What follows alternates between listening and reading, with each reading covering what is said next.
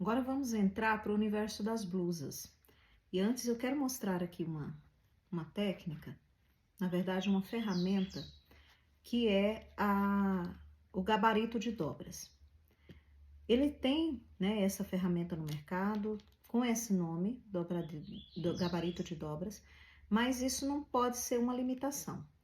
Você pode também confeccionar o seu gabarito. Para que serve o gabarito? Para que você tenha uma uniformidade nas dobras, as dobras mais ou menos ali no mesmo tamanho. O que eu fiz aqui? Eu peguei uma pasta, aquelas pastas de documento, não tem como? Essa aqui é de plástico. Eu peguei essa pasta, tirei aqui as abas, os excessos, e voltei aqui as suas duas folhas, que eu vou usar para fazer uns moldes, né, os gabaritos das dobras. Para camisas, primeiro para blusinhas, né, para blusas femininas, aquelas blusas cavadas, para blusas de ginástica, para blusas femininas. Vou fazer dois tamanhos de gabaritos. E aquele ali nós vamos usar depois para as camisas masculinas.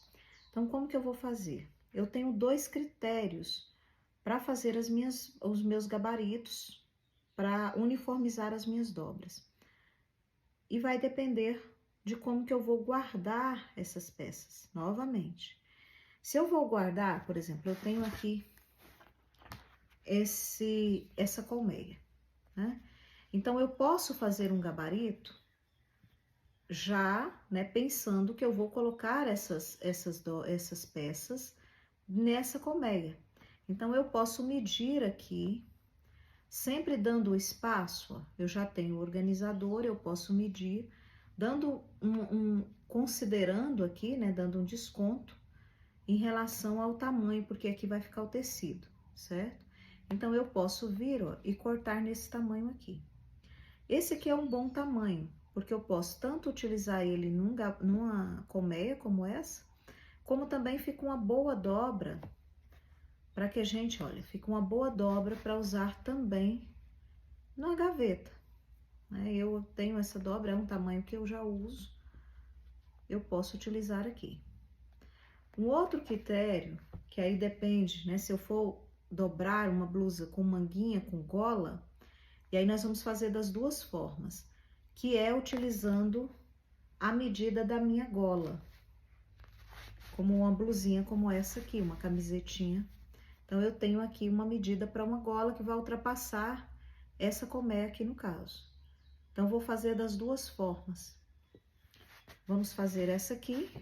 Então, eu vou medir aqui no meu organizador, vou ter ele como parâmetro, e aqui eu vou cortar, certo? Então, vamos ter aqui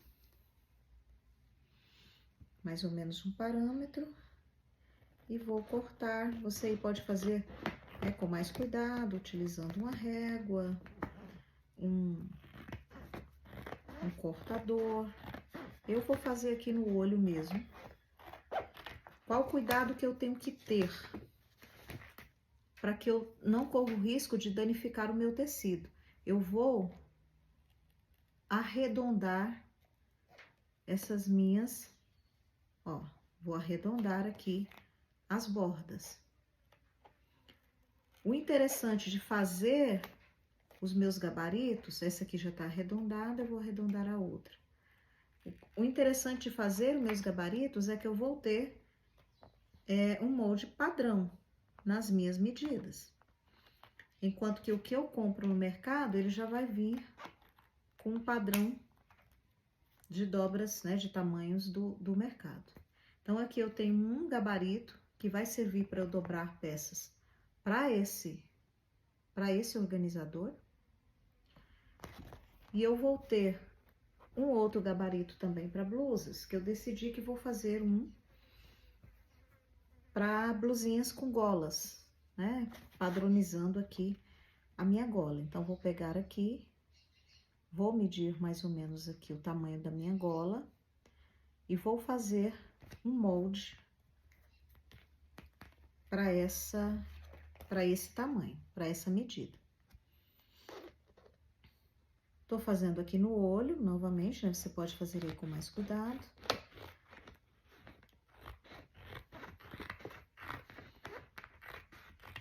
Com cuidado para o perfeccionismo, né?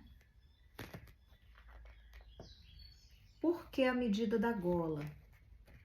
Para que eu possa, na hora de dobrar, eu vou deixar a minha gola livre de marcas, né? Então, eu vou ter ela como parâmetro e eu posso ter uma peça ou outra com uma gola um pouco maior ou um pouco menor, mas eu preciso ter as minhas dobras uniformizadas. Lembra? Nós precisamos de uma unidade, independente da forma que eu vou guardar. Seja enfileirada, seja em formato de cascata, que nós vamos ver aqui mais à frente. Mas se eu tenho essa dobra uniformizada, isso vai facilitar para mim. Então, tenho 2 modelos, 2 medidas para as blusas femininas.